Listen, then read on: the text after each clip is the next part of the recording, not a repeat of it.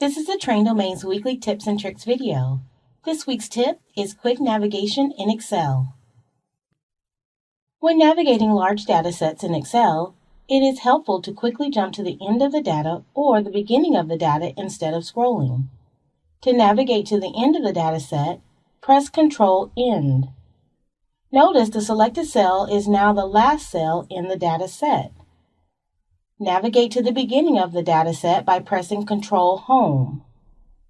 Navigate to the end of the row by pressing Ctrl right arrow. Navigate to the beginning of the row by pressing Ctrl left arrow. Navigate to the end of the column by pressing Ctrl down arrow. Navigate to the top of the column by pressing Ctrl up arrow. If you like this video, please hit that like button, share, and don't forget to follow us on our social media platforms for more tips and tricks videos from the Train Domain.